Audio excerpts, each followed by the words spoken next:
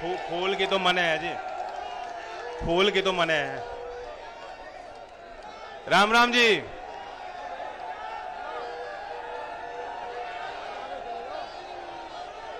मुझे भी बहुत देर इंतजार करना पड़ा आपके बीच आने को, और आपने भी खूब इंतजार किया। कार्यक्रम तो पहले हो जाना था, लेकिन कुछ दिन टाल के आज मैं फिर आपके बीच हूं। पहले शांति बना लो तभी बात होंगी। बना लो, शांति बना लो। रुक जाओ रुक जाओ रुक जाओ, आप सब शांति बनाए रखें, व्यवस्था बनाएं, तभी चौधरी साहब बोलेंगे।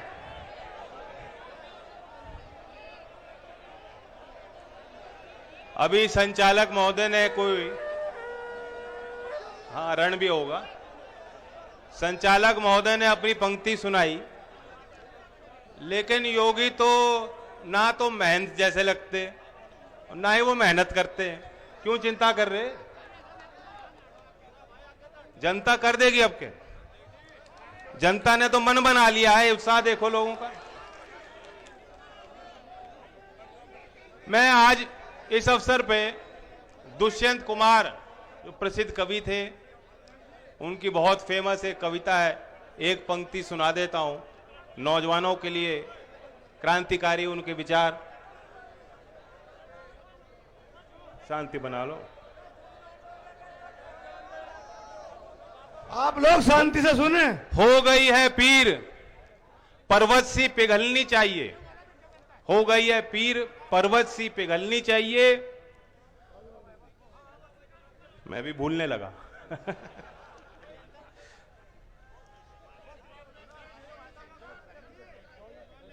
इस हिमालय से कोई गंगा निकलनी चाहिए। आज ये दीवार पर्दे की तरह हिलने लगी है, शर्त लेकिन थी ये बुनियाद हिलनी चाहिए।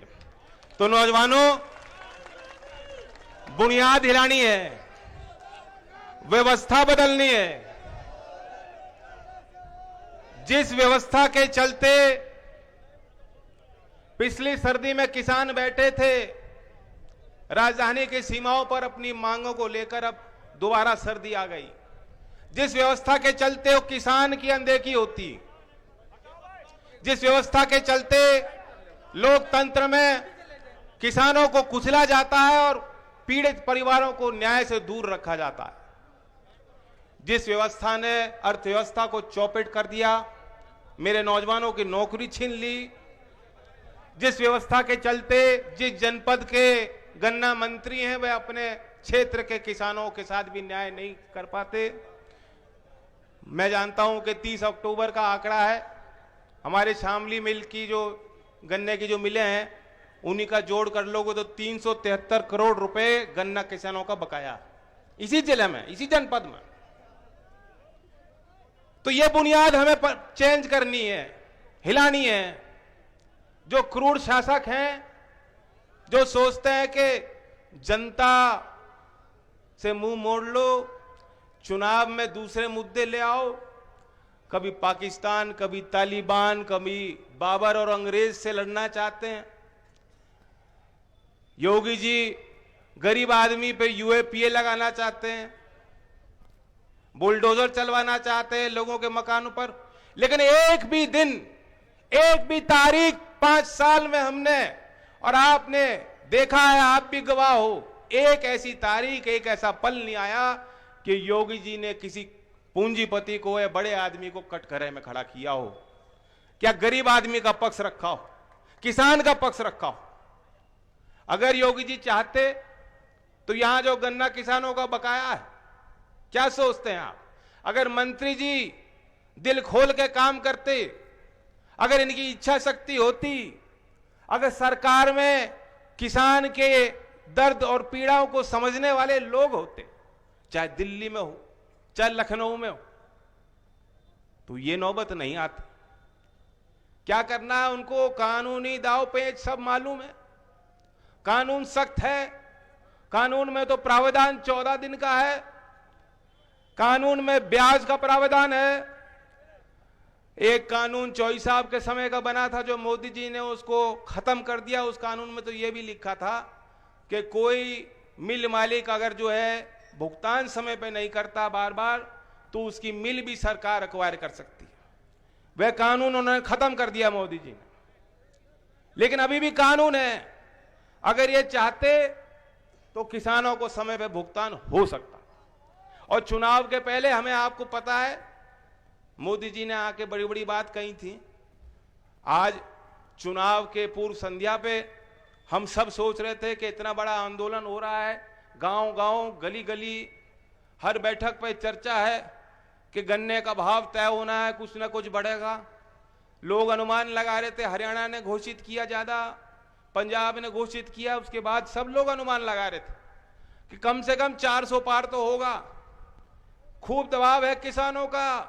योगी जी थरथरा रहे हैं, योगी जी हिल रहे हैं, उनकी बुनियाद हिल रही है और दिल जीतना चाहते हैं तो 400 से ज्यादा देंगे। लेकिन क्या दिया? क्या भरपाई हुई किसानों की? लागत भी पूरी नहीं होती।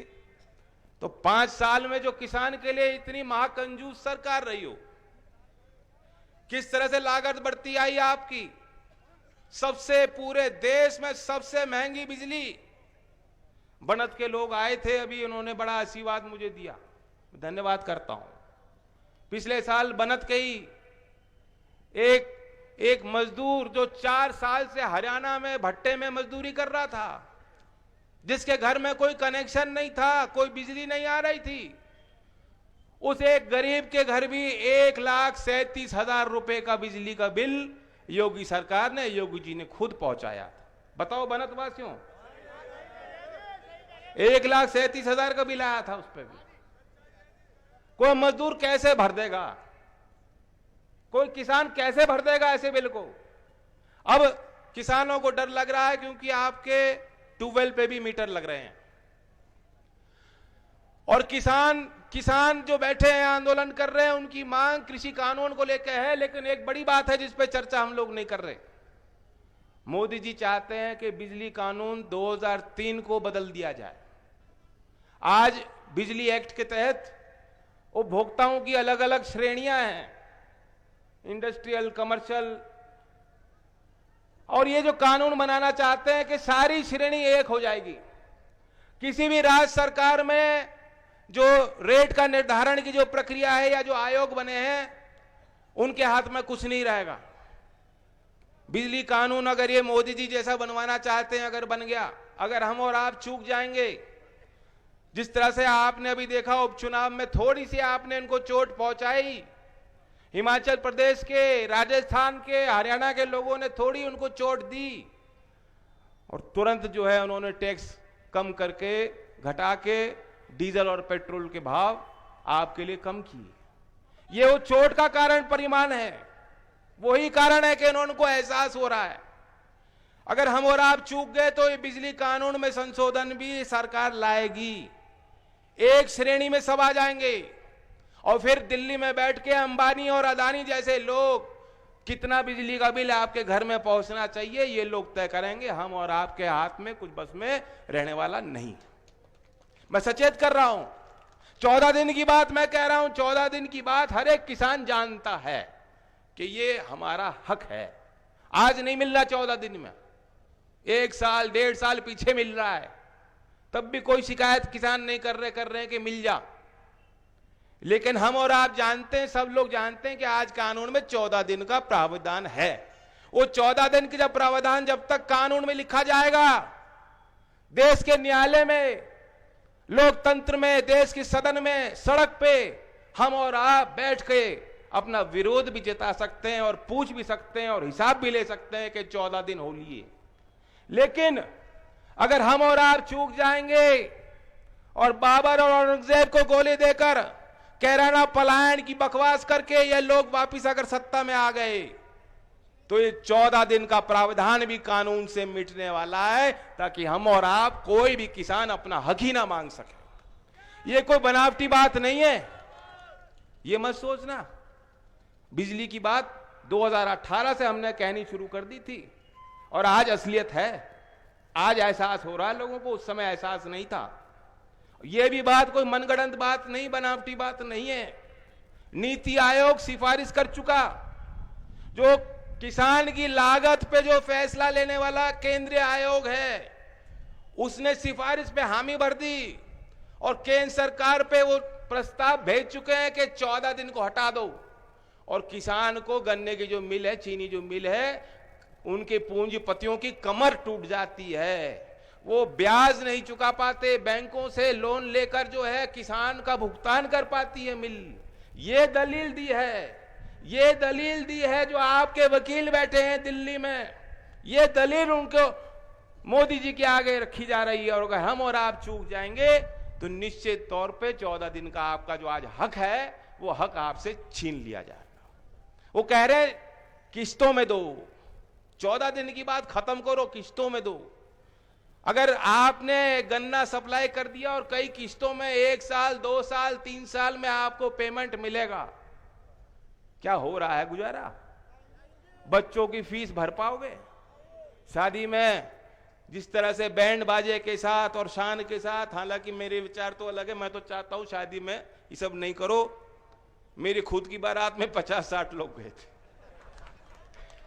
चौधरी साहब भी ऐसे ही चाहते थे, सादगी से, लेकिन आपके बस में नहीं रहना।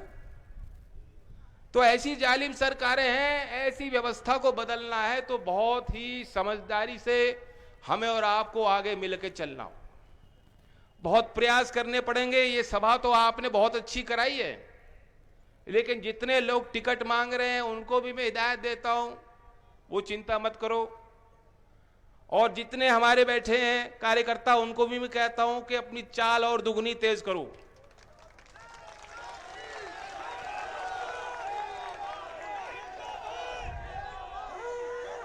ये हम और आपको रोकने की भरपूर कोशिश करेंगे।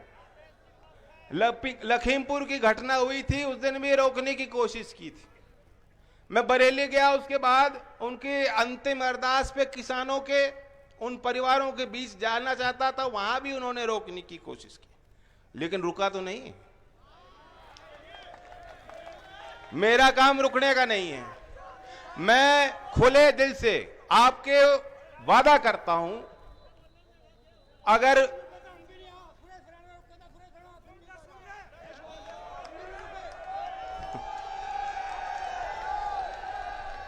इतना हुआ ना बनाओ, इतना हुआ ना बनाओ। जनता ने बनाया था, जनता बिगाड़ देगी। जिस रास्ते पे चलकर मुझे तरक्की मिलती हो, या मेरी सीट बढ़ जाए या वोट बढ़ जाए, लेकिन आपका नुकसान होता हो, उस रास्ते पे मैं कभी बढ़ूंगा नहीं। और अगर आपकी हानि हो रही है, आपके साथ अन्याय हो रहा है, मुझे आपके बीच पहुंचना है और ये लोग रोकेंगे, मैं रुकूंगा नहीं। यही मेरा काम है। जब आपने मुझे पगड़ी पहनाई है, चौधरी अजीत सिंह जी के जाने के बाद, जिस तरह कभी चौधरी चरण सिंह जी के जाने के बाद हमारे बुजुर्गों ने चौधरी साहब पे विश्वास किया था, जब आपने मुझे वो पगड़ी पहनाई है तो मुझे पूरी तरह एहसास है कि वो पगड़ी के मायने क्या है। बहुत बड़ी इज्जत, बहुत बड़ा विश्वास, और मैं पूरे समर्पण के साथ नतमस्तक हो गए जनता के आगे झुकता रहूंगा। लेकिन जहां आपकी लड़ाई होगी, कभी आगे किसी गैर के आगे झुकने वाले काम नहीं करूंगा।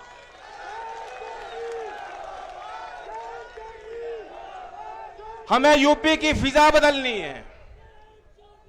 मैंने सपना देखा है अपने शामली क्षेत्र के नौजवानों के लिए।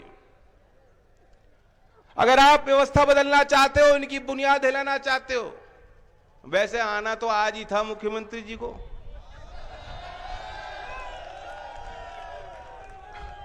उन्होंने मुनासिब नहीं समझा। ऐसी कोई बात नहीं योगी जी, उंगली वाली बात पुरानी हो गई, ऐसी कोई बात नहीं। कैराना में कही गई थी और कैराना में आपने कर दिया था, कर दिखाया था। कल जब आएंगे योगी जी, हम तो पूछना चाहते हैं, हम तो बीजेपी के हर नेता से पूछना चाहते हैं, प्रदेश का नौजवान, मैं तो आपको कहता हूं, आप पूछो क्यों नहीं हो रही भर्तियां, कब होंगी भर्तियां, कब मिलेंगी नौकरी। 70 साल नौकरी दूंगा, 70 लाख नौकरी दूंगा 5 साल के अंदर, उन्होंने कहा था, योगी जी ने कहा था। आज पूरे देश को पाट दिया, 4.5 लाख नौकरी दी है। खुद कह रहे हैं कि 4.5 लाख नौकरी दी गई, 70 लाख का वादा किया था। सारी सरकारी उपक्रम कंपनियों को बेचने में जुटे हैं। कहां से नौकरी मिलेंगे? जब सरकारी नौकरी नहीं बचाएंगी, विभाग में भर्ती नहीं हो रही तो क्या करोगे? आरक्षण लेके क्या करोगे जो नौकरी नहीं निकलेगी? तो इसलिए मैंने नौजवानों को बहुत बड़ा सोच समझकर वादा किया है। क्या वादा है, याद है आपको? बस आपके जुबान पे आ गई बात, जो मेरे दिल की बात। ये बात लोगों को लगता होगा बहुत बड़ी बात, लेकिन आप हिसाब लगा लो, प्रदेश के अगर 5 साल में हम 3% लोगों को भी नौकरी नहीं दे पाए, 3% ही तो है, 5 साल में 3% को भी रोजगार अगर हम लोग नहीं दे पा रहे, सरकारी क्षेत्र में, निजी क्षेत्र में, तो क्या फायदा? लानत है ऐसी सरकार पे। ऐसी सत्ता को 2 मिनट में मैं ठोकर मार दूंगा जिससे आपको फायदा नहीं मिलेगा। नहीं चाहिए। और मैं तो चुनाव जीत के भी देख लिया, चुनाव हार के भी देख लिया, कोई आफत नहीं आ रही, कोई आफत नहीं आ रही। हम वहीं हैं, आप वहीं हो। ये जरूर है कि कष्ट बढ़ गए, बोझ बढ़ गया आप पे, उस चीज का मुझे एहसास है और मुझे लगता है कुछ आपको भी एहसास हो लिया। बस जो कमी रह गई हो, जो मुजफ्फरनगर वाले साथियों को मलाल हो दिल में, कोई बात नहीं। चौधरी चरण सिंह जी भी एक बार चुनाव हार गए थे, लेकिन वो जो मलाल है उसे दूर करना तो एक ही रास्ता है। अगर अपने बेटे पे विश्वास करते हो, मुझे एक मौका देना चाहते हो, तो एक ही रास्ता है, 2022।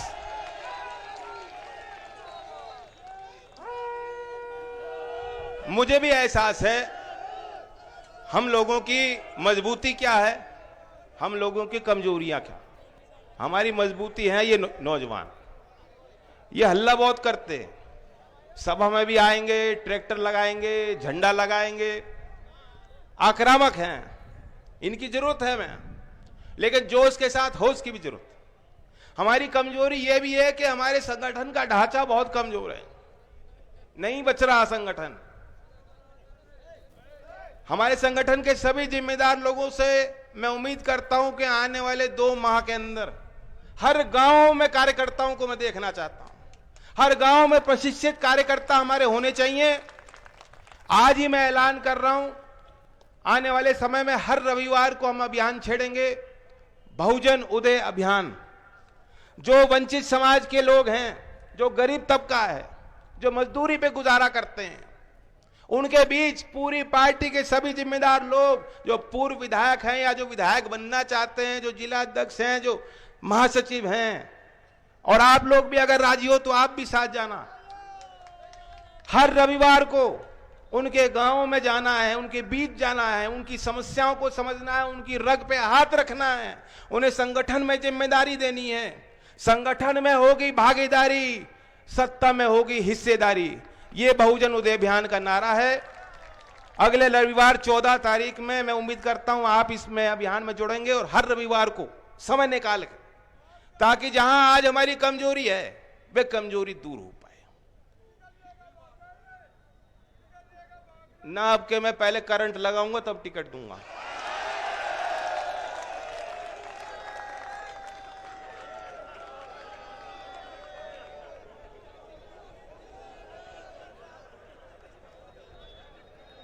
गन्ने के बारे में मैं बताना चाहता हूं, जो हमने फैसला लिया है, यह आखिरी पेरोई सत्र है गन्ने का जो अब चल गया।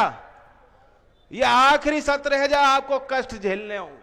आगे आपको कष्ट झेलने की कोई जरूरत नहीं। जब आपकी सरकार आ जाएगी, 1.5 गुना लागत पे मूल पहले ही सत्र में घोषित करेंगे, और उसके बाद जो महंगाई का सूचकांक है, आपने देखा होगा सरकारी कर्मचारी होते हैं, वेतन बढ़ाओ वेतन बढ़ाओ, उनको आंदोलन करने की जरूरत नहीं होती, सरकार बढ़ा देती है। डियरनेस अलाउंस मिलता है उनको, महंगाई का भत्ता मिलता है उनको। जैसे जैसे महंगाई बढ़ती है उनकी जो पगार तनख्वाहें बढ़ती जाती हैं। किसान के लिए ऐसा कोई सिस्टम नहीं, कोई सिस्टम नहीं। हर बार लड़ना पड़ता है, लड़ाई लड़नी पड़ती है, मांग करनी पड़ती है, सरकारों के खिलाफ लड़ना पड़ता है, सड़क पर आना पड़ता है, और तब भी तब भी आपकी सुनवाई नहीं हो पाती। इसलिए सिस्टम से चलना होगा, सिस्टम बनाना होगा, व्यवस्था बनानी होगी किसान के पक्ष की। इसलिए हमने कहा है कि 1.5 गुना लागत पे गन्ने का भाव पहले सत्र में, और उसके बाद उस भाव को महंगाई की सूचकांक से जोड़ दिया जाएगा। उद्योग को भी मालूम होगा, मिल मालिक को भी मालूम होगा, और किसान को पहले मालूम होगा कि हमें भाव क्या मिलने जा रहा है।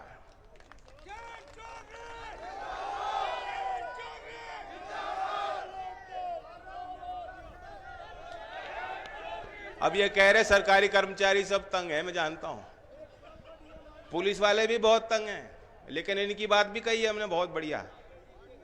अब ये मुस्कुरा तो रहे, लेकिन मैं नहीं चाहता इनकी नौकरी बिगड़ जा। कोई बात नहीं, इनकी लाठी भी खाई हमने, कोई बात नहीं। हमारी लड़ाई इनके लिए है, सर समाज के लिए है। न्याय का राज जो राम राज के ये ढोंग करते हैं, अच्छा शासन लोगों को मिल पाए। ये धर्म को मानते नहीं, धर्म में इबादत नहीं करते, धर्मों का दिखावा करते हैं। लेकिन मैं जानता हूं कि उन विषयों को सत्ता और शासन से दूर रखना चाहिए। चौधरी चरण सिंह जी की यही खूबी और ताकत थी। चौधरी अजीत सिंह जी के जब जब वो जीते हैं, जब जब हमारे विधायक जीते हैं, आप हिसाब ले लो, वो जीत का एक समीकरण था। वो जीत का क्या समीकरण था वो आप जानते हो, मुझे कुछ बोलने की जरूरत नहीं। और आज आपके यहां पगड़ी देखकर, टोपी देखकर, आपको देखकर, मुस्कुराते चेहरों पर मुझे एहसास हो रहा है कि वो जीत का समीकरण आपने दोबारा एक बार बना दिया। वो हमारा भाईचारा है, भाईचारा। बीजेपी आज एक एक जाति पे सम्मेलन कर रही है, प्रजापति सम्मेलन, कभी जाट सम्मेलन भी करेंगे। एक जाति से कुछ नहीं होने वाला, एक जाति का वर्चस्व कभी नहीं बन सकता समाज में। लोकदल एक जाति की पार्टी नहीं है।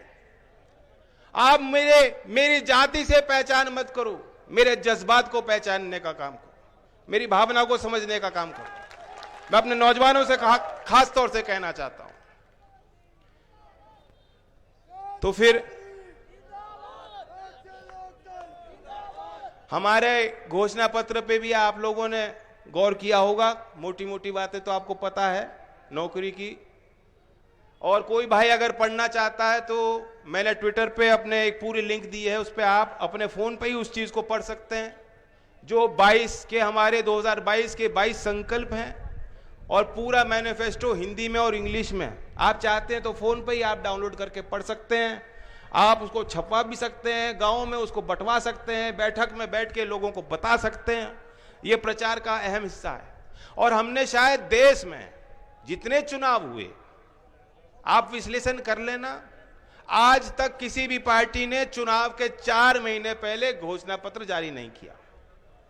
यह हमारी ताकत बनेगी। जब तक चुनाव आ जाएगा सबको पता लग जाएगा हम क्या करने जा रहे हैं। और आप औरों से भी मांग सकते हो। और मैं तो मानता हूं कि अगर हमने घोषणा पत्र में जैसा हमने कहा है, हो सकता है इससे ज्यादा कुछ मिल जाए। हमने कहा है कि किसानों का पुराना बिल, किसान और बुनकर का पुराना बिल माफ करेंगे और अगली दर हाफ करेंगे। हो सकता है योगी जी कल आ रहे हैं, हो सकता है कल वैट पे कुछ छूट और दे दें, हो सकता है बिजली की कोई बात कर दें। मुझे ज्यादा विश्वास तो नहीं है, वो तो औरंगजेब को गाली देकर चले जाएंगे। वो कैराना पलायन पे कहेंगे। लिखवा लो मुझसे, उसके अलावा कुछ नहीं कहने के। गन्ने पे कुछ नहीं कहेंगे, वो कहेंगे हमने गन्ने पे इतना जो है पैदावार करा दिया। कभी खेत में तो गए नहीं वो तो बछड़ों के बीच घूमते हैं, खेत में तो गए नहीं।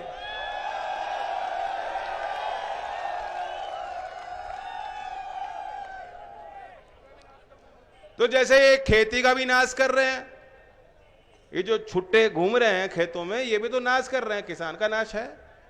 और ये सत्ता में बैठे हैं तो ये भी आपका नाश कर रहे हैं। तो छुटकारा लो, इनका इलाज करो।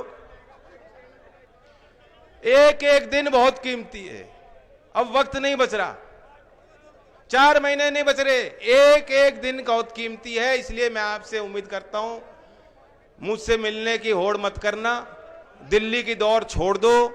कोई टिकटार्थी अगर टिकट चाहता है हासिल करना, दिल्ली आना बंद करे, गांव में जाए, क्षेत्र में जाए, किसानों में जाए।